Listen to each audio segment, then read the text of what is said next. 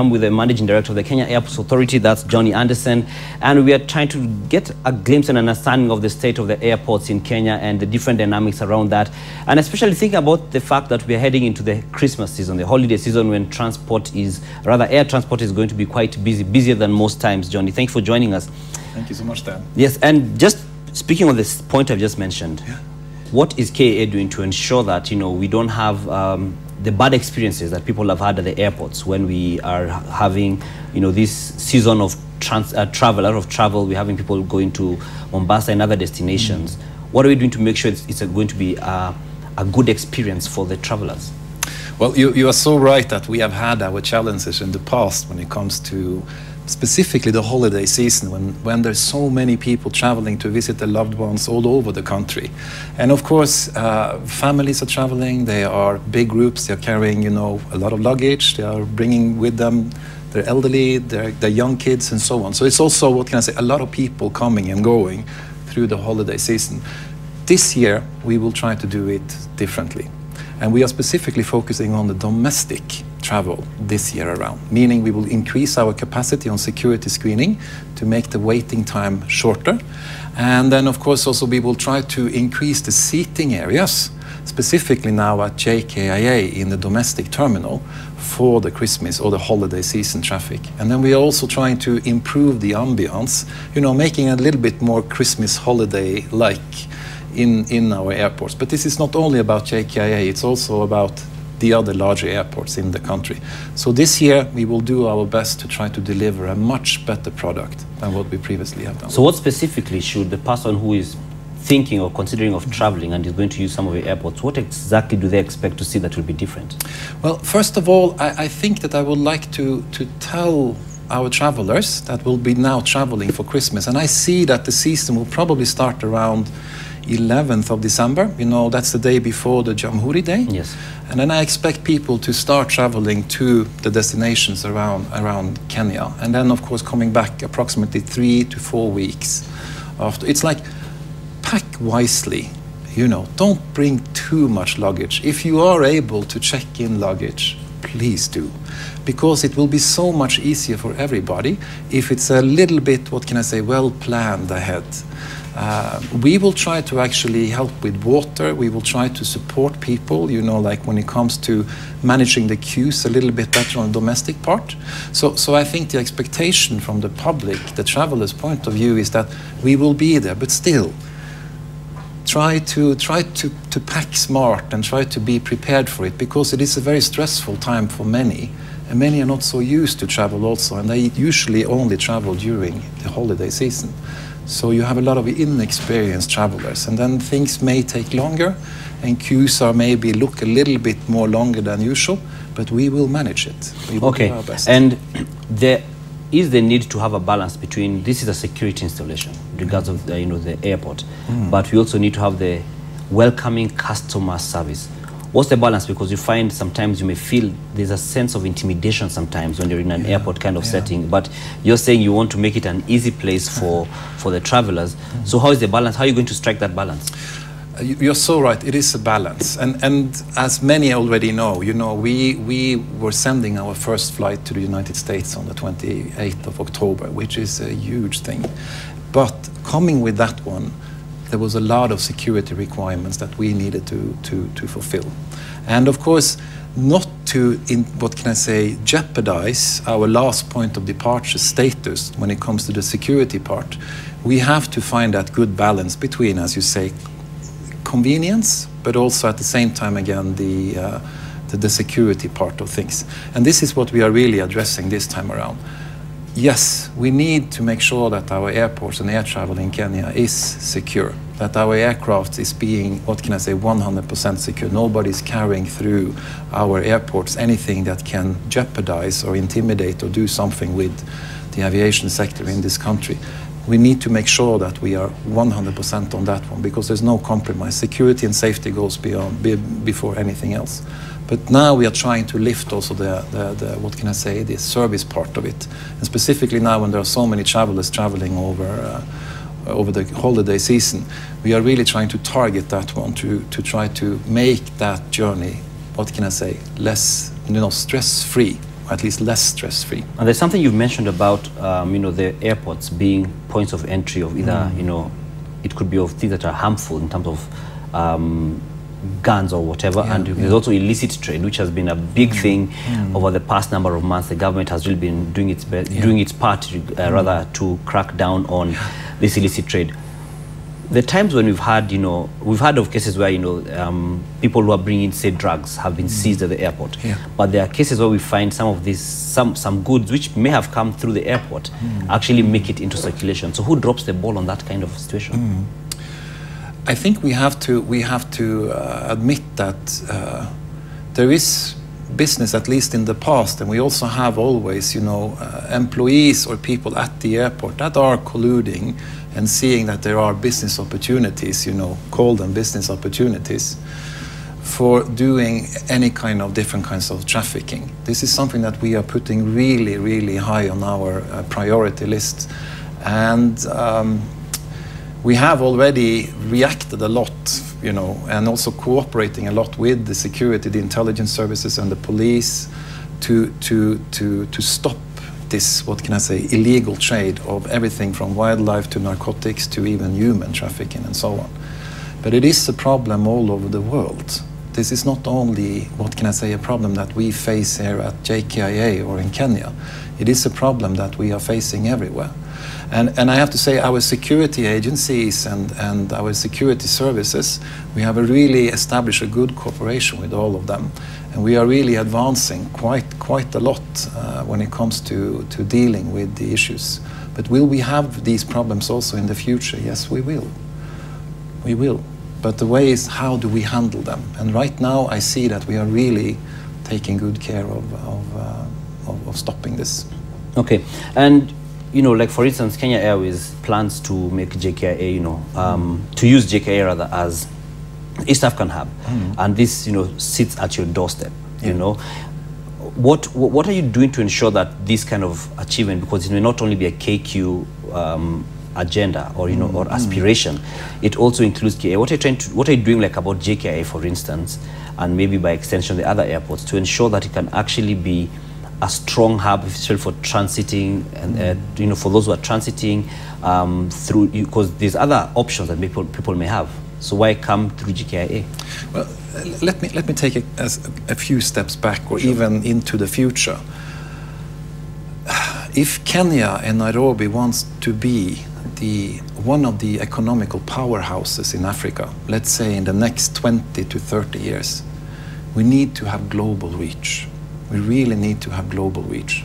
We are probably looking at something like 2 to 3 global, powerhouses, economical powerhouses in Africa. And Nairobi has the potential to be one of them. That's why we need to build this airport to have global reach. You should be able to travel from Nairobi to Tokyo. You should be able, on a direct flight, you should be able to travel directly from Nairobi to Sydney. You should be able to travel to Nairobi to Beijing, to anywhere in the world, to have that global reach, because that's how global business is working today. You can see it also from the UN present here in the country, but also that the multinationals has put up their headquarters for Africa here in Nairobi. It is paramount that we make this the hub that it's necessary for us to have. Otherwise, we will lose that opportunity for our future generations. Having said that one, opening up a new continent, New York on the 28th of October this year, that brought us a new continent, not only a city, which by the way is also one of the most important business cities in the world, but it brought a new continent to Kenya. And suddenly now we have 3 continents connecting over Nairobi. And that brings huge opportunities for us, for Kenyans, East Africa, but also for Africa. JFK, John F. Kennedy International Airport in New York, they are even looking at us as the entry point into Africa already. And we are in dialogue with them to extend our cooperation and to make it even, what can I say, more attractive to fly between our 2 cities. So the Americans are seeing us from a completely different perspective that many is actually thinking about. So it is paramount that we make this traffic development. Our cooperation with KQ is very close. And we are trying to develop our hub to get more direct flights. As you probably already know, we have been mandated by the government to look at what kind of opportunities exist between KAA and KQ in how we can better and more optimum way manage and run Jomo Kenyatta International Airport. And right now we are in that dialogue and we are discussing the different options, and we hope to conclude on that one quite soon. In how long do we expect to get some kind of way forward in regards to that? I don't want to put any timelines on that one, but I would like to say that I expect it to happen quite soon. And so what kind of, say, infrastructural and service facilities are you looking to improve at JKIA, specific ones, so that it can become more competitive? What we have today, we have a 7.5 million capacity at our airport today at Nairobi. We had last year, we had 7.3 million passengers. We are actually at our capacity ceiling right now. What we are looking at is to remodel the so-called, I call it the horseshoe. Everybody knows the horseshoe of when you drive in the circle. To build a roof over that one and to build a terminal inside of that and to increase the capacity. Then we are looking at 10 million passengers that we can handle per year. And this is really the big next step that we will take. And we are more or less done with the designs. We are working on the technical documents, and we hope that we can do groundbreaking on this one already next year. So we can start the process of increasing the capacity, improving the customer experience, and bring to the public a completely different travel experience when they're traveling to and from Kenya and Nairobi. Okay, and you've alluded to it for a bit there. What is the status of the your relationship with KQ? What exactly should we expect from that? I think it's very important to look at how the competition, how are the competitors out there on the African market. I think you're looking at basically three main ones. It's the Emirates, it's Qatar Airways, and then we have Ethiopian. The way that they are structured is a different way than what, let's say, KQ is structured. If you look at Qatar Airways is a group of companies in one group. They have the airport, they have all of the service industries like ground handling, like catering, like fuel, even hotels and so on in one group. And they, in a way, work much more coordinated together.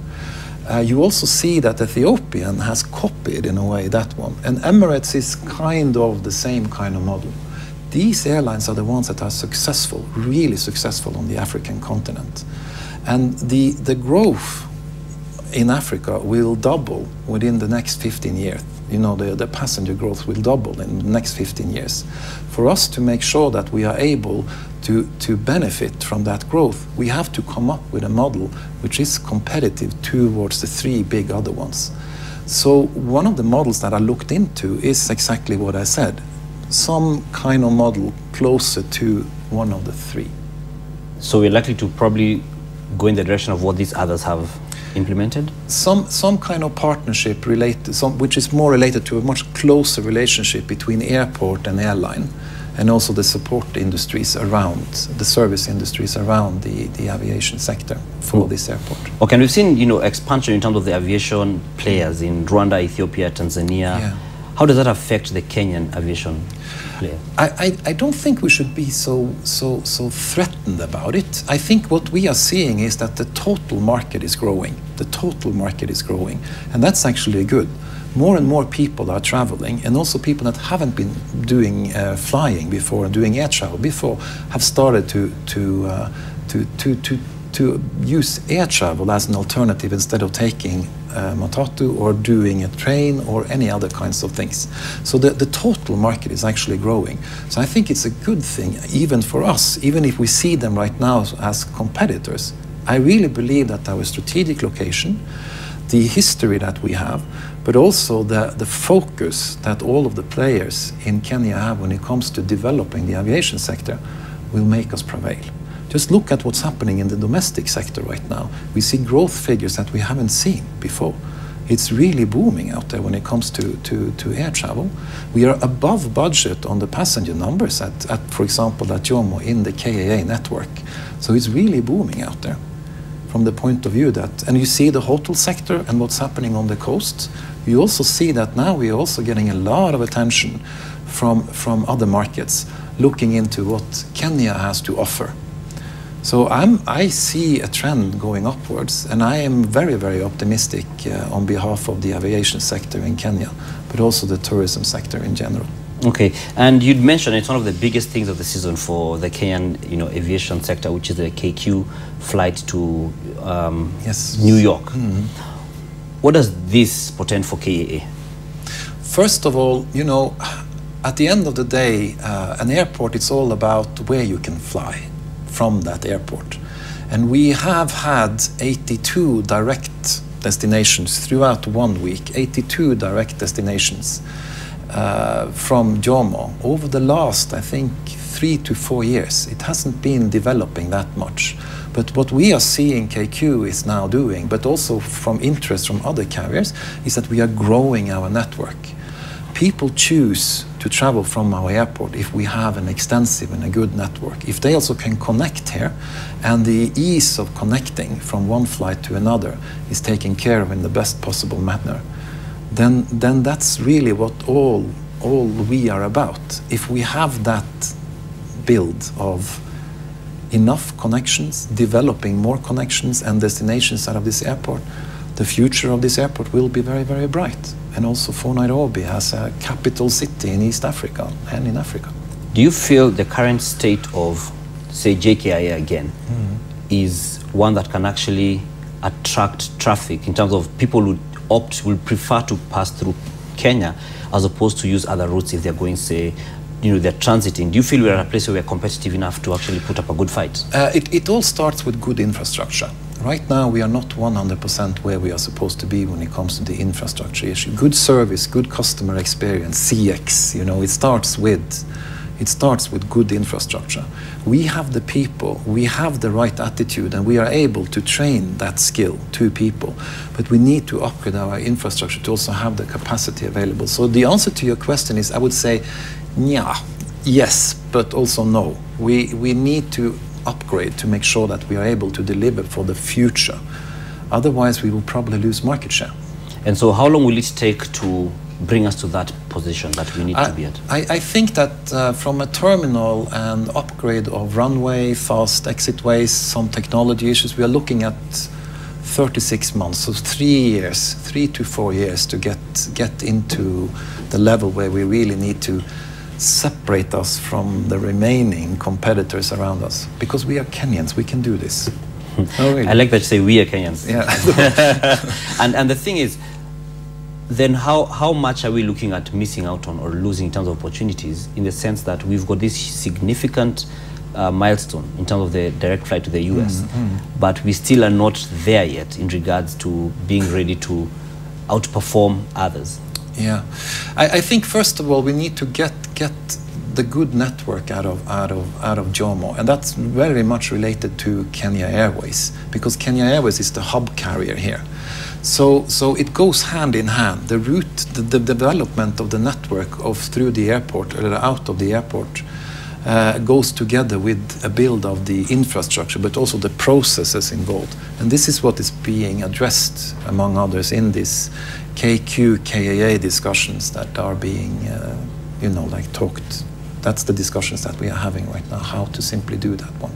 Okay, and let me just throw in some statistics just to give context to a follow-up question on that according to the Global Airline Traffic Analyzer, that's OAG, there were around 23,800 indirect flights from Nairobi to New York, between Nairobi and JFK. That was in 2017. And the US African traffic origin split of 52% to 48%. That's an indication there was more demand from New York than from Nairobi. Now, the top 3 hubs connecting the traffic on that route was Dubai at 34% of the overall traffic. That was via Emirates. London's Heathrow at 16%, with most passengers traveling by British Airways. And then Doha 13% via Qatar Airways. Amsterdam, which services KLM, which is a shell of KQ, came in 4th at 9.7%. So we're seeing that's Dubai, London, then we have Doha and Amsterdam. So in light of that, and these are the people we are trying to still passengers from. How are we doing it now? Because you said there's infrastructure that will take almost 3 to 4 years to ensure that we can get competitive. What specific things are being done now that have, that come in hand with, with the launch of the new route before we get to the 4-year achievement? Yeah, we have done a lot already. First of all, we have improved on the infrastructure, and we also have improved of the passenger flow inside of the terminal buildings. So we are really improving every aspect of the terminal and the infrastructure that we are having. And I'll say also that at the end of the day, this Christmas initiative or the holiday season initiative is also part of, what can I say, making traveling over Jomo a more pleasant experience, less stress-free. And having said that, that's what you have to do, because you have to target the soft issues and try to improve every contact point with the passenger throughout their journey through our airport. It's just started. The route from New York has just started. It will take some time before it really catches up, if you know what I mean. It takes some time before people really get to know that, yes, I can travel directly from New York to East Africa through Nairobi. But they will catch up, and they will see that one. Will we take market share from the others? Yes, we will. KQ will do that, because you're saving instead of flying 22 hours, best case scenario, from the US to some European destination or a Middle Eastern destination and then to Nairobi, you can now fly with less than 15 hours from New York to Nairobi. For business, time is money. And if you can, and also the convenience of actually traveling, you can leave in the evening from Nairobi and you hit New York in the morning at 7. You can do business the whole day. And you can spend one day, actually, 24 hours in New York, or even reach a meeting in Washington with flying this route from Nairobi to New York. Yes, businesses will look at it and see, yes, this is a convenient way for us to travel. And I'm actually even able to do business the same day that I land in New York. So we will, I'm saying we will take some market share from the established carriers. But it takes time to establish a new route. It takes time to establish a new route. So we are supporting KQ on both sides of the Atlantic as best as we possibly can.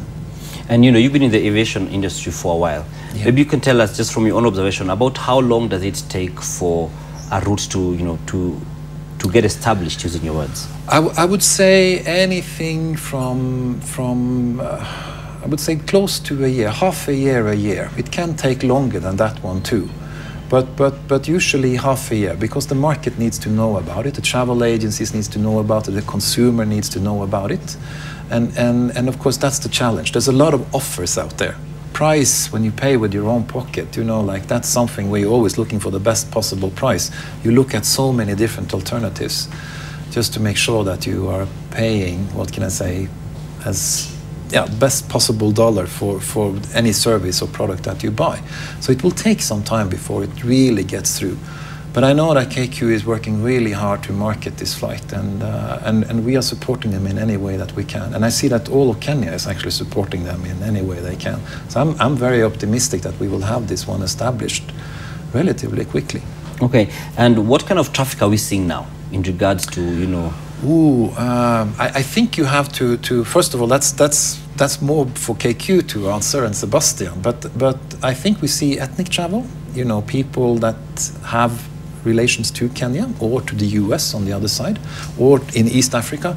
But I also see that we have business traveling, and as I said, we do have regional headquarters for multinationals in Nairobi, and we do have the UN, and for them they will save a lot of time, like traveling with this aircraft, this route straight to New York, instead of traveling with Europe, or for that matter Dubai. Okay, and there's been pronouncements by government saying that improve the service charter, and there needs to be improvement of the service delivery generally as a whole. Where are we in regards to? And I know this is you've partly touched on it in a previous one of the previous questions. Yeah. But for KAA, are there any other projects that are yet to be launched that you're planning to put out there? We are doing now. We have an initiative, I will call it like that, which is more internal, but together with immigration, to improve the immigration process, and that we will do together with the immigration services, to try to, what can I say, fast track or speed up the process that whoever visits us, or for that matter also Kenyans or our fellow brothers and sisters from East Africa, when they come to Nairobi, that the process of going through and that the information flow is much better. We are now changing all of the signage at the airport, so it's better signage inside of the terminal, but you will see it being put in place actually as we speak. So we will have a better signage. Hopefully that will also help people move around in the airport. So it's a continuous process. We are continuously improving our passenger experience and trying to really focus on the so-called pinch areas. There is a lot of, we get a lot of feedback, you know. A lot of it is negative, but we also get a lot of positive feedback also. But we are a very public place, you know. Everyone can see what we are doing and how we are doing it, how well we are doing it. And it's, but I would like to thank my colleagues, both from the agencies, but also my colleagues in KAA, for like keeping up the spirit and really, you know, like soldier on and focus on improving this the passenger service and the customer experience. And we are really taking steps every day to improve it. And we really focus on the customer touch points, as they are called. Okay, even as we just come to a close, there had been concerns about corruption, and it's unfortunate that that's almost everywhere in Kenya. But regarding KAA, what was the state of the authority when you joined it? Oh, it has been a challenge. Let me say it like this: it has been a challenge. All kinds of interests and other things has had an influence on how you run the authority. But I believe that we have made huge, you know, progress over the 2 years that I've been there. I've been there 2 years now, so I see that we are improving also in that area. Will we be completely free for corruption? Difficult to say. I don't know. It's a journey. It's not an event. It's something. It's a cultural thing. You know, you have to build it over sometimes many years. But I see that we are dealing with it every day, and it's something that our employees and colleagues are also very focused on to try to deal with. And also we are focusing on trying to spread that message and deal with it also with our fellow colleagues in the different agencies and so on. All right, and you know, many times you'll find that in different organizations, you'll find some of the areas that are key points of, you know, they're more susceptible and prone to graft. What are the areas that you found are more, you know, are more susceptible to corruption?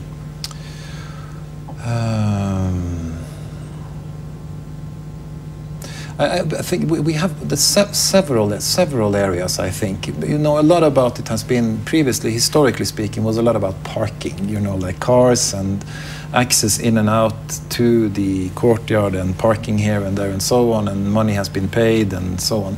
But we have dealt with that also quite a lot, since we also rearranged the whole, what can I say, parking flow in the airport. Now you can't even park there. You have to go to the parking garage to park and so on. But I don't think there is one specific area that stands out. It's one that we approach from a very general point of view. That sounds maybe a little bit passive, but it doesn't mean that we are relaxing on it at all. We are really approaching it and addressing it every day, and we have zero tolerance for anything that comes to collusion. If you are involved, you get fired. That's how it is. I am not accepting any kind in our organization. So that right from the big ones to the small ones, where we see someone just request for a bribe. Yeah. So whoever, they will lose their job and they will be reported to the police. Yes, I was going to ask, because, you know, losing the job is one thing, but what about the already committed crime, especially when it has already been committed? What do? Do you follow up? You report the police, but do you follow up to ensure that, you know, that the law is actually faced, as opposed to I just lose my job, but I still have whatever I benefited from the corrupt incident? No, we report it to the police, and then of course due process is being taken from the police side of you, and I don't follow up if they, what can I say, get the fine or if they end up in jail and so on. But we do a proper process when it comes to if we have evidence that something has happened and that somebody took money, and we have evidence for that one. And remember, we have cameras everywhere. We have cameras everywhere in that airport, if I'm talking about Jomo. So we are quite good at actually being able to prove that something has happened. But if something happens, and it doesn't matter if it's our employees or somebody else, we will report it, and they also will have a consequence for their employment. But we do it, you know, like in a proper process, of course, because you also have rights, you know, so we have to exactly. And just my very final question before we hand over to entertainment: in this year, we are in November. How many people have actually lost their jobs owing to corruption? I don't have that number in my head. I don't have that number, but it's a two-digit number. Let me say it like that. I can't remember the exact one, but a two-digit number. Thank you very much. That's Jonny Andersen, the Managing Director of Kenya Airports Authority, who has pretty much clearly said that he does not tolerate corruption. And we've known that, you know, a lot of government agencies have been riddled by corrupt cases.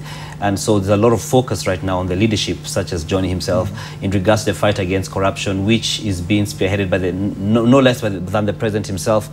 And we've had a number of other issues we've touched on in regards to JKIA and other airports, as well as the KQ flights, and just the different things that are being done by the KAA and the challenges that they may be facing in regards to the work that they have to do. Thank you very much for speaking to us on NTV today.